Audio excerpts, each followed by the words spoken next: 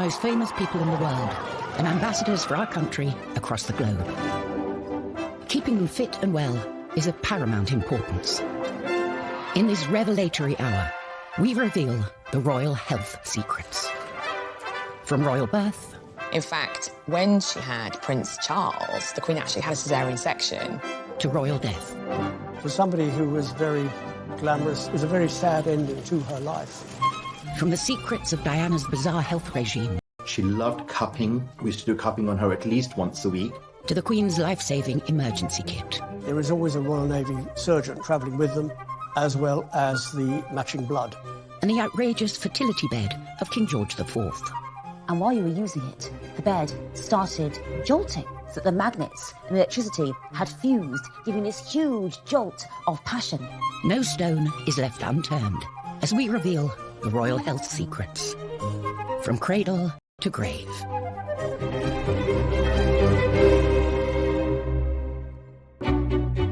The royal family lead lives of jaw-dropping luxury and glamour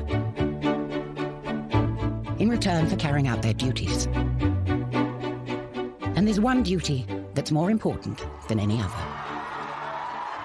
It can certainly be argued that the most important role of the royal family is to keep the royal family going. That means producing heirs and making sure that they produce heirs. The nation's rejoicing is marked by a salute of guns. Her Royal Highness is the proud and happy mother of a prince. The first stop on our tour of royal health, birth. Prince Harry dozed, behaving impeccably. We're used to royal babies born in private hospital wings and paraded in front of global press. But it was a different story. The Queen gave birth to Prince Charles in 1948.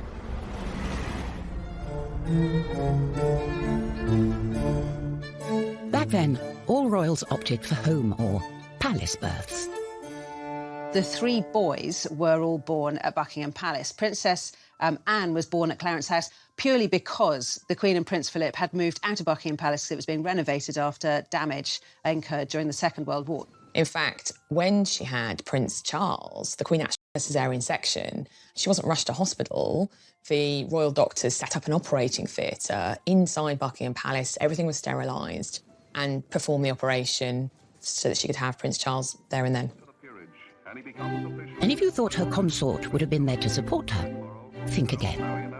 Well, apparently Prince Philip was swimming and playing squash when Prince Charles was born, which, frankly, is about as useful as a man of his youngest child. By that time, it's thought that the Queen put a lot of pressure on him and said modern fathers and modern husbands are at their wives' bedside during the birth now, so you jolly well can be too.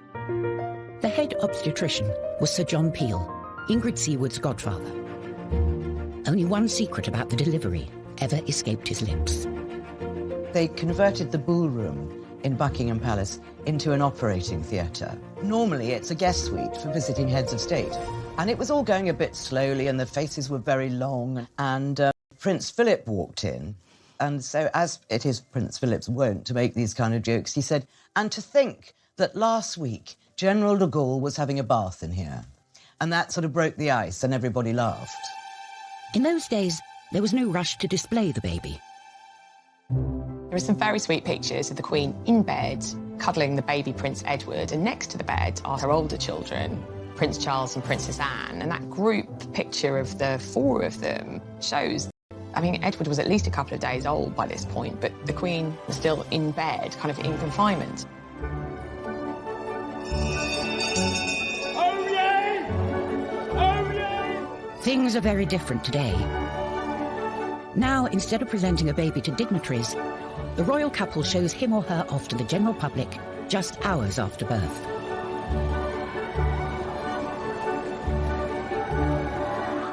And this is where it usually happens. The Lindo, a private wing of an NHS hospital close to Kensington Palace. One of the reasons that the royals have chosen the Lindo wing over other private maternity units in London is because it's aligned to St Mary's Paddington Hospital, so it also has all the facilities of a fully fledged hospital. The first royal baby to be delivered here was Princess Anne's son, Peter, in 1977.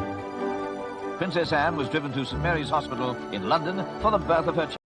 And in 1982, a media circus, as Princess Diana gave birth to William, the first heir to the throne to be born in a hospital. Prince, Princess and baby Prince emerged to the cheers of the crowd. It must have seemed only natural for William to return 31 years later for the birth of his own son, George. Well, he's got a good pair of lungs on him, that's for sure. He's a big boy, he's quite heavy, but we're still working on a name, so we'll have that as soon as we can. As you might expect, the place where the royals give birth does not come cheap. The Lindo Wing is very expensive. It's around £6,000 for their standard room a night. If you want the deluxe option, it's an extra £300. As this promotional video shows, the Lindo has all the facilities you'd expect. I had my daughter there. It wasn't very glamorous at all. And when Diana had William there, it wasn't glamorous. But now it's quite smart, and still got the knowledge that anything goes wrong, there's going to be a lot of people that are going to be able to help you. So what's it like inside a hospital fit for the future king or queen? Catherine Filkins had her daughter Isla there in 2017, just months before Prince Louis's birth. It did feel a little bit like you were staying in a hotel in terms of they had really nice toiletries that they provided for you in the bathrooms, and you had, a room with your own ensuite bathroom and your own private room. They had selection menus that you could choose lots of delicious gourmet-style food each day. They had the afternoon tea options. You could have wine and champagne if you decided. I didn't do that, but if you wanted to or your partner wanted to, they could partake in that. And really, apart from the amenities, it was much like a normal hospital. Neither, it turns out, did Prince William at the birth of Prince George. William and Kate eventually arrive. They were sort of nervous. The whole room had been sealed off for weeks beforehand, so once it had been security cleared. And William pops his head out of the room whilst Kate is in labour and says, "Oh, could I possibly have a drink?" And everyone's like, "Yes, of course you can." It's like, "Oh, just a glass of water." And they were like, "Of course!" Cold room temperature. And I think they were surprised, obviously, that how sort of low-key Kate and William were. And after the birth, one can relax in style, as Catherine can attest. We had booked a standard room, and when we got to our room, we were in a deluxe suite, and we were led to believe that it was the room where the royals were, and it was huge. The immaculately presented Kate has helped make the Lindo Wing photo call a modern-day institution. Any parent, I think, will probably sort of know what this feeling feels like. It's very special. But these photo calls are controversial. Many think they pressure other women to pretend childbirth is easy and neglect their recovery. There was a lot of talk about, did she really have to put tights on? We know that there's this etiquette that royals aren't seen without tights, but seriously, after giving birth, wriggling into a pair of tights must have been quite something. I don't think a civilised nation should be expecting women of any standing in life, whether they are birthing an heir to the throne or not, to do something like that. It was just disgusting. To those people who criticised Kate's appearance, especially with Prince George, what would you want her to look like? Do you want her to look, the future Queen of England, as if she'd been dragged through a hedge backwards? These pictures, particularly the pictures of the birth and the presentation of Prince George, are iconic. It's the birth of a new monarch, and I think we want them to look...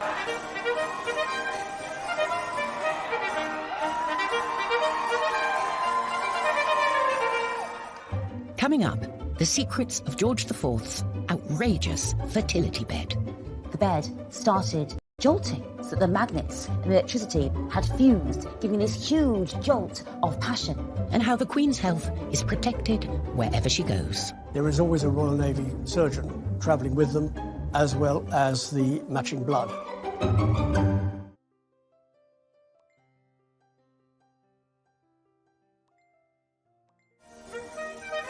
The modern royals seem to have no problems in the fertility department. However, back in 1779, King George IV sought some help from an upmarket fertility aid, the celestial bed. In 1781, James Graham, a sex doctor, a quack, a health doctor, he opened the Temple of Hymen in the Strand, and he sold time on the celestial electrical throne, he sold electrical pills, electrical cream, and he also sold a night on the celestial electrical bed for the huge sum of £50. That's over £4,300 in today's money to enhance your reproductive health. You got on the bed, and these servants were dancing around it, playing on their harps, glamour girls. And while you were using it, the bed started jolting, so that the magnets and electricity had fused, giving this huge jolt of passion. Now, this was supposed to be for fertility and to create a child. I'm afraid to say that lots of people used it just to have fun, including the future George IV, the Prince of Wales, who apparently went on there with his mistresses for a wild time. From fertility to vitality. Far from the quack doctors behind George's celestial bed, the modern royals have constant medical attention of the highest quality, and doctors at their beck and call. The medical care that the Queen receives is different from ours. She has the best doctors in the land, and she doesn't just have one doctor. There'll be three who to consider her problems and come to an agreement about how best to treat it, whatever it might be. The royal doctors accompany the Queen wherever she goes. When the Queen travels, there is always a Royal Navy surgeon travelling with them, a defibrillator, as well as the matching blood. With some of the places they go to, there's never any guarantee that there is going to be the right blood, and they prefer to carry their own. But the Queen's constitution isn't just down to her doctors. Her active and outdoorsy lifestyle has played a part. Isn't the Queen amazing? 93, still incredibly as fit as a fiddle, and on her feet for hours. A fiery stallion. She rides these fell ponies who are very broad and very comfortable, a little bit armchair, because she injured her knee, and of course she says she's a fair weather rider now, but you can't blame her for that. Many of us without the Queen's willpower need a little help to get fit. That's where personal trainer Nadia Fairweather comes in. In 2009, Princess Beatrice called in Nadia to take a 360-degree look at her diet and exercise. Beatrice came to me because she had some unfortunate photos taken of her on the beach when she was a teenager, and they were quite unflattering, and they made her feel really badly about herself. I think the pressure on the princesses is really hard because they're in the public eye all of the time. You can never have an off day. The royal can face different barriers to staying fit than we do. Firstly, there's those huge banquets that Beatrice would have to attend. Our little trick was that she would eat before she left, so she had a full stomach before she arrived so that she wasn't eating everything on offer when she got there. Then there's the paparazzi and the public. Beatrice and I used to train really early in the morning to avoid people recognize her, and they would often interrupt our session. They'd get right in her face, not even ask, they'd just take a photograph of her. Someone who doesn't need help to motivate herself is the Duchess of Sussex. With Meghan, the royal family has gained a real fitness fanatic. We all know that Meghan, the Duchess of Sussex, is a yoga aficionado. Her mother is a yoga instructor, so she's been doing it all her life, and we know has even introduced Harry to the delights of yoga and has been getting him to do an early morning yoga session. She likes doing it in the dark with hip-hop blaring, maybe a few candles. Meanwhile, Meghan's husband, Prince Harry, is a member of the swanky Kicks gym in Chelsea. Kicks Gym, KX Chelsea, is so exclusive. It's £600 a month. Yes, it does have gym equipment in there, but it also has, you know, a restaurant, it has a spa. Prince Philip, on the other hand, has followed a more no-thrills approach. When he was first married to Princess Elizabeth, he used to put on sweaters and run around the garden until he got a real sweater. The Queen thought he was mad. His tailor says that he's never actually had to take out any of his clothes. He still fits into all the uniforms he's had his entire life, which for a man pushing 100 is extremely impressive. The answer for everyone should be keep fit and stay alive. The secret to Philip's success is the 5 Basic Exercises programme, or 5BX, an 11-minute routine developed for the Royal Canadian Air Force. The advantage of the 5BX is that you don't need any equipment, it doesn't take up a lot of space or a lot of time. All the major muscles in the body have been used, so you see that it is balanced. For some royals, keeping fit and healthy isn't enough. They like to take matters into their own hands, using alternative therapies to treat themselves. The royal family for many, many generations have been fascinated by homeopathy, by alternative therapies, by the occult. Prince Charles is a passionate advocate of homeopathy, and in 2019, controversially, became patron of the Faculty of Homeopathy. He's absolutely devoted to it, and it's one of the weaknesses that people see in his critical thinking. Homeopathy is based on the principle that a substance that causes a symptom can also cure that symptom. Britain's most senior doctor, Dame Sally Davis, said she was perpetually surprised homeopathy was provided on the NHS and branded it as rubbish. In 2017, NHS England stated that no GP or prescriber should be providing it at all. However, the British Homeopathic Association maintains that a growing body of published research in good quality peer-reviewed journals shows that homeopathy has a positive effect. Prince Charles should be using his absolutely huge profile and platform to be promoting something that has evidence behind it, something that is going to actually help genuinely his nation. Famously, the biggest advocate of alternative therapies in the royal family was Princess Diana.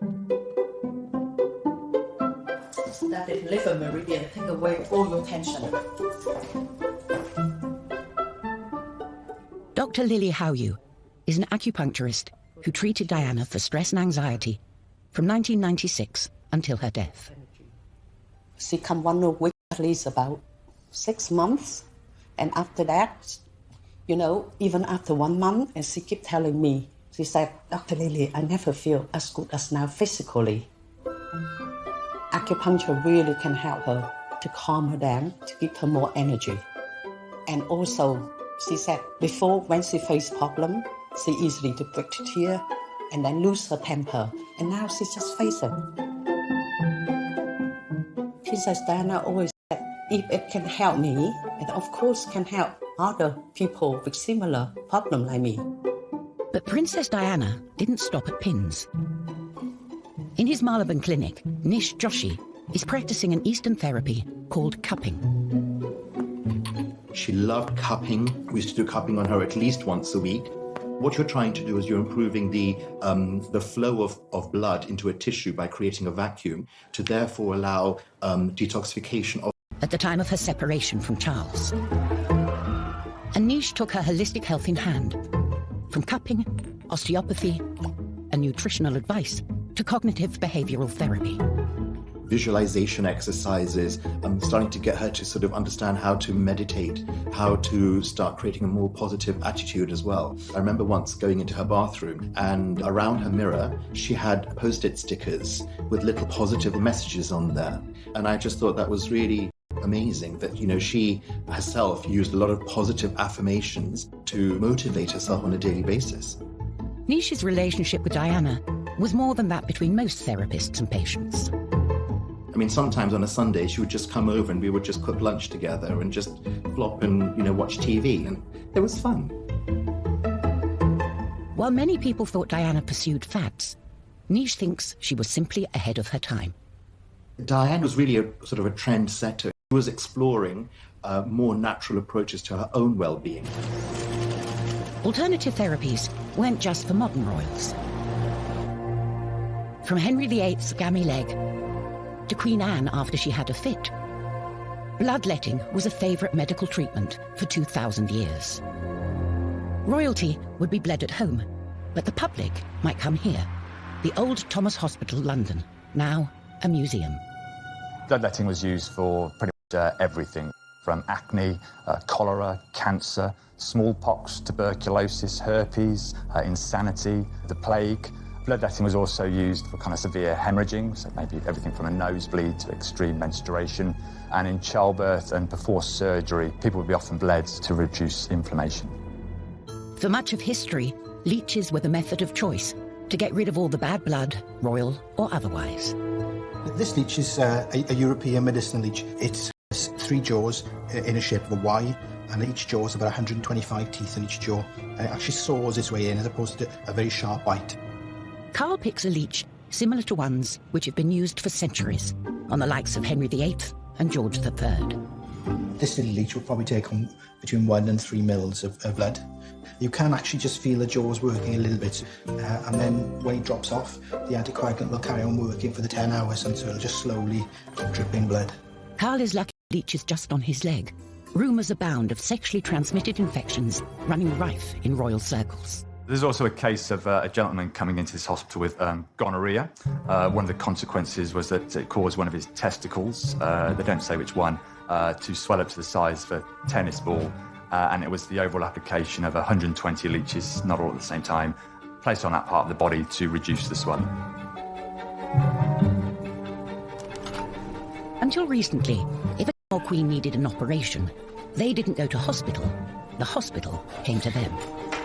In the past, most wealthy people would have been treated in their homes. They would have given birth in their homes, they would have died in their homes, and the idea of going to a hospital was absolutely anathema because that's where the poor went. And instead, in this case, the doctors would come to them. And that was the case in 1951, when the Queen's father, George VI, underwent a serious operation. It took place in the ballroom of Buckingham Palace, the same place Elizabeth II would deliver 3 of her children. At the Association of Anaesthetists, they have the equipment used in this high-profile and risky operation. This is an ECG machine or electrocardiogram, and it's designed to monitor the heartbeat. It's the quickest way to see if your patient's doing okay or if they're in trouble. In the 1950s, very few hospitals would have had such sophisticated equipment, so the king really did get treated like a king. The king had lung cancer at the time. He was a very heavy smoker, and the operation was to remove one of his lungs. So it was a very serious operation. The assistant anaesthetist on the day was Dr. Cyril Skerr. Many years later, he explained how public interest in his health affected George. The most touching thing was that when we went to put him to sleep in the morning, he had all the Sunday papers around him, and they all had grisly details of the operation that he was likely to have. He was very apprehensive of the operation. It must have made him feel a great deal worse. I think they should have kept those papers away from him. Having a pneumonectomy or having one of your lungs removed is a very big operation. It was performed successfully, and the king did come around and survive afterwards. But unfortunately, he did pass away within the year. The Queen's father was treated at home, but that is a thing of the past. Coming up, we reveal the secrets of the Royal Hospital. It's like a posh hotel, really, with kind of operating theatres. And the family medical secrets they kept hidden. His brother, the future Edward VIII, said, "Who's more of an animal than anything else? He's a royal family's dirty little secret."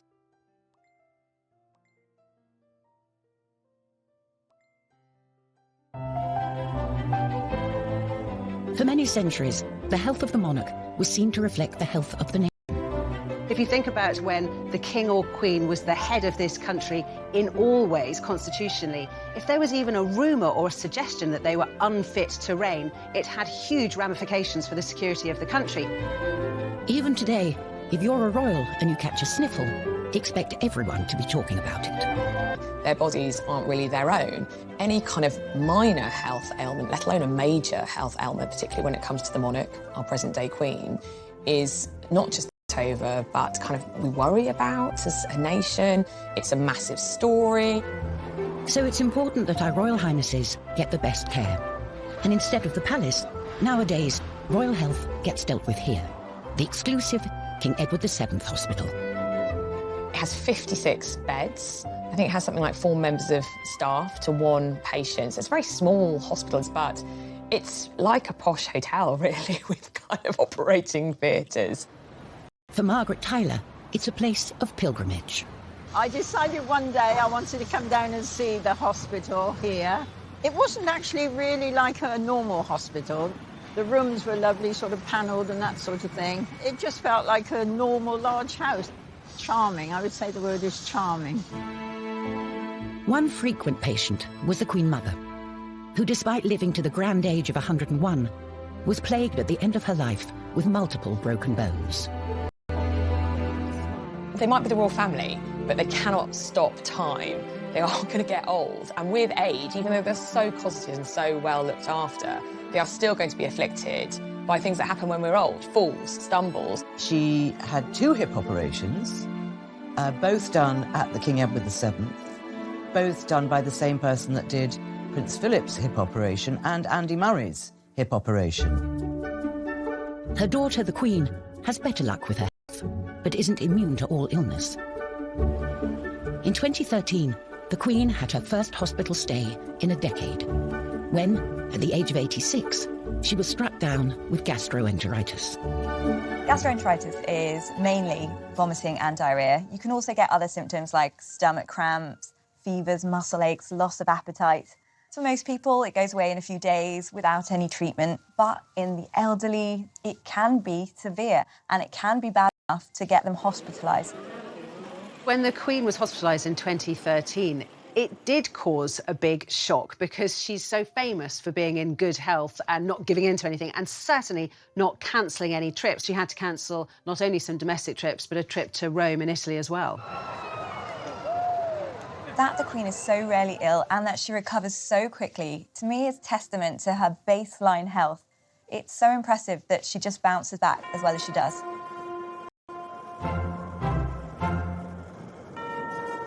Prince Philip is another famously robust member of the royal family. But by the time he reached his 90s, even his health was beginning to fail. For about 4 hours, in good old English drizzle in the middle of the River Thames, he was taken to hospital with a bladder infection. And it was widely believed that this is because he had spent 4 hours tying a knot in it and holding it in. It's not good for anybody, but especially not when you're 90. And while getting sick isn't often a matter of choice, dangerous hobbies sure are. The royal family's love of horse riding is well known, but it can come at a cost, as Princess Anne found in 1976. The first many people knew about the accident was when Captain Mark Phillips galloped off to his wife's side. The princess, unconscious, was covered over with blankets as officials anxiously summoned an ambulance.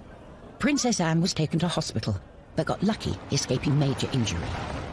Later learned that Princess Anne had cracked a vertebra. But her daughter, Zara Phillips, has not been so fortunate. She was also knocked unconscious after a fall in 2004 and broke her collarbone in 2008.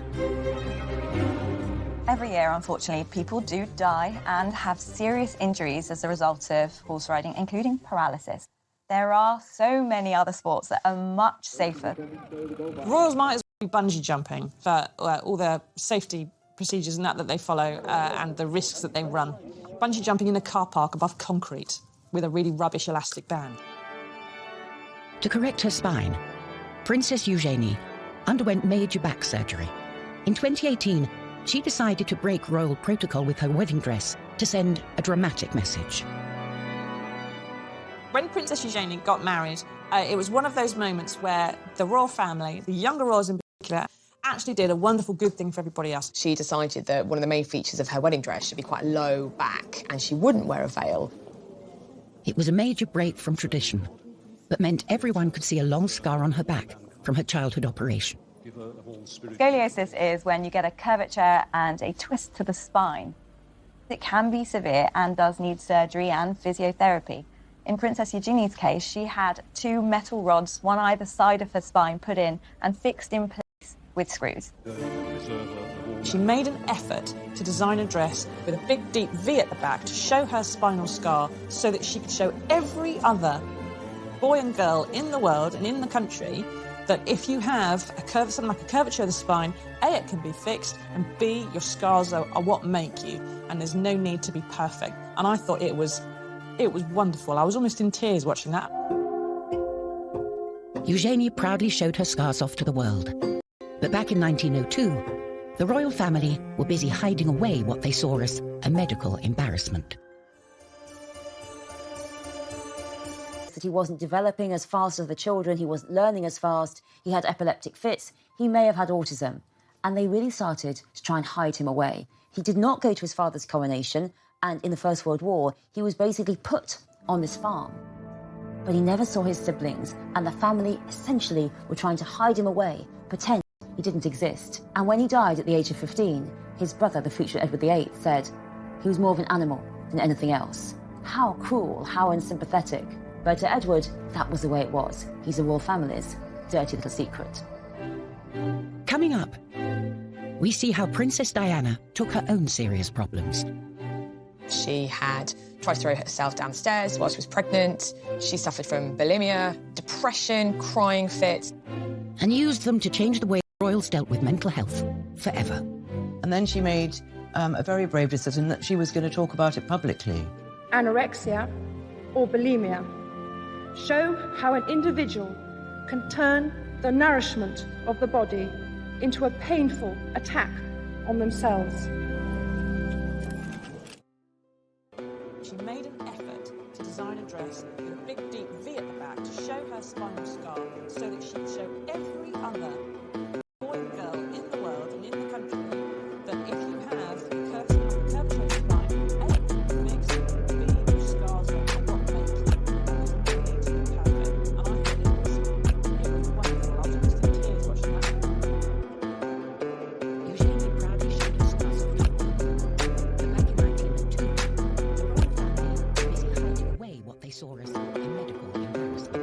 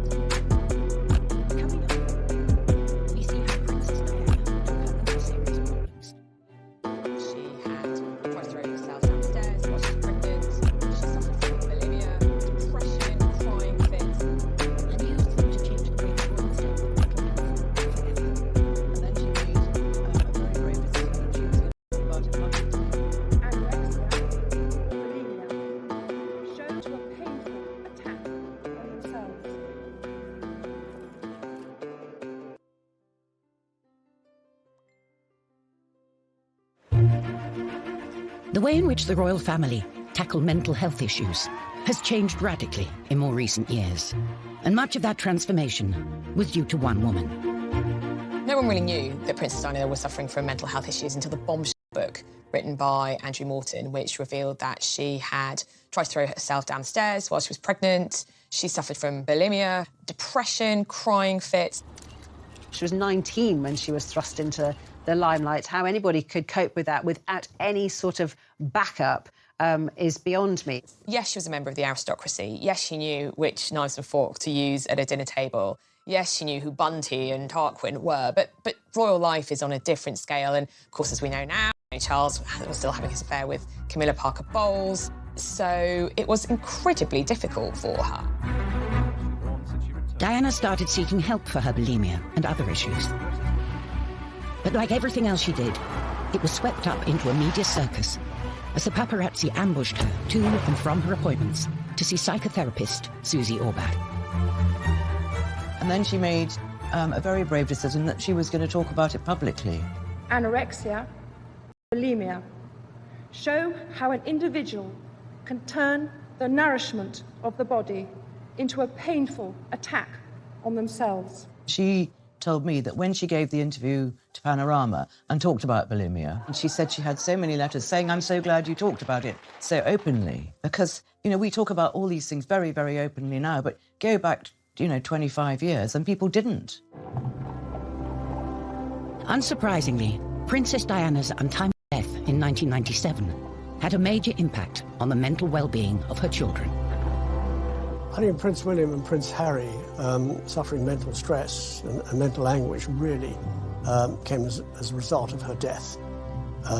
Harry was 12, William was 15. All around them, people were weeping and wailing while they were maintaining the royal family mantra, "You do not show private grief on a public sleeve." They were talking to people, they were shaking hands, they were smiling, they were looking at the inscriptions on the floor of tributes. They were probably burning up inside, screaming inside. what happened on the 20th anniversary of Diana's death is that William and Harry started to talk about it. All I can hear is her laugh in my head. And that sort of crazy laugh of where there was just pure happiness shown on her face. They started to say how affected they'd been and how gut-wrenchingly awful it was and how... Someone, you know, in his late 20s, he kind of tried to bottle it all up and suddenly he realised, I've got to get help. In 2016, the princes set up a mental health charity, Heads Together, and revealed their secret torment. Too many people stayed quiet about their mental health challenges. And we saw that this fear of even talking about a problem often meant that issues could quickly escalate out of hand. Whenever a high-profile person comes out to speak about their own mental health illnesses and problems, it does a lot for mental health because it encourages other people to do the same. In the 18th century, mental health problems weren't treated so sympathetically. George III famously suffered 4 bouts of madness during his reign, now thought to be mania caused by bipolar disorder. He would talk incessantly, he would hallucinate, he experienced aches and pains over his body, and he sometimes became very violent. Desperate to cure him, George's doctors detailed his treatments in daily letters to the government. So here we've got a series of letters from the doctors who were looking after George III during the first episode of his illness in 1788 to 89. They had a lot of ideas.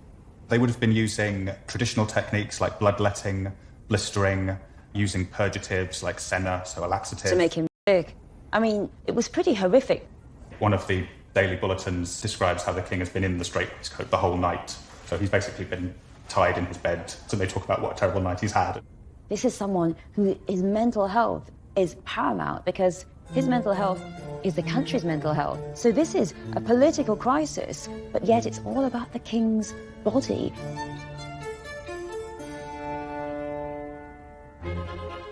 Another long-lived monarch who probably suffered from mental health issues was Queen Victoria. It's highly likely that Victoria was clinically depressed after the death of Albert. She completely retreated from all of her public engagements. She dressed in black for the rest of her life. She also started to eat excessively. And again, this is one of the reasons why she soon became too ashamed to go into public, because she had put on an enormous amount of weight. Overindulgence wasn't only Victoria's problem, as her uncle also suffered for his appetite. George IV was a man of decadent tastes, and definitely didn't have an exercise regime. Historian Kate Williams has come to his pleasure palace, the Brighton Pavilion, to find the evidence. So, Martin, what have we got here? So these are... His breeches, 3 years before he died. I mean, these are absolutely huge. What size are these? So these are 54 inches around the waist. I mean, the average man now is probably... 34. 34, so a 1 3/4 of an average man. Exactly. Into here. His breakfast consisted of 2 pigeons, 3 beefsteaks, 3/4 of a bottle of Moselle, a glass of brandy, a glass of champagne, and this was just for breakfast. No Weetabix for George. No Weetabix, no vegetables, no Weetabix, no help. And he was in such chronic pain. He had so many illnesses, even from a young age. George's appetite led to multiple health issues, including gout, hardening of the arteries, and dropsy, which all cause more problems. The gout led to cataracts, meaning he was practically blind by the end of his life, and his hands got so full of liquid, he was unable to hold even a pen. There was a point his physicians actually said, because he was so large, that actually any exercise he did would have actually been quite damaging to his health. By the end of his life, he had to sleep sitting up to avoid being suffocated by his own weight, while doctors regularly tapped his abdomen to drain excess fluid. This is the reality. A man who had a life of excess, and his health was... Shot. Absolutely shot to pieces. Yeah. Wow. It really brings home that one of the worst threats to a monarch's health is actually his own indulgence. But George IV wasn't the only royal who fell foul of their decadent lifestyle. The Queen's sister Margaret died in 2002 at the age of 71 after enduring years of bad health. Poor Princess Margaret, a lifetime of hard living finally caught up with her. All that drinking finally caught up with her. She scalded her feet in a shower in Moustique. I mean, she didn't realise that the water was so hot, and then she literally was so hot it scalded her. That was a sort of led to more and more medical problems with her. Migraines, laryngitis, bronchitis from all the smoking, hepatitis, pneumonia, not forgetting the 3 strokes. For somebody who was very glamorous, somebody who enjoyed life, to suddenly be confronted with burns that you don't quite get over, to have a number of mini strokes you don't quite get over, it was a very sad ending to her life. Thankfully, her sister the Queen is much healthier. And just as well, when we've seen how the health of the monarch has been synonymous with the health of the nation for most of British history. The monarch is if the monarch is strong and healthy, the state is strong and healthy. We still wait with bated breath for every royal operation and celebrate every royal baby. And to many people, what happens to a royal body is almost as important as what happens to their own. It's always that kind of dichotomy. They're like us, but they're not like us. They live in palaces and drive around in carriages and have every kind of luxury that life could ever throw at them. But on the other hand, they are just like us because they still need hip replacements, have knee trouble, they break wrists, and so it kind of shows that they are just still like us. We have a very strange psychological connection to the royal family, as though they are our own family in some way. And so when their health suffers, we really care and we really are interested in it. Many people do look up to the royal family and they want them to be more beautiful than us, better dressed than us, sparklier jewels than us, and have better health than us.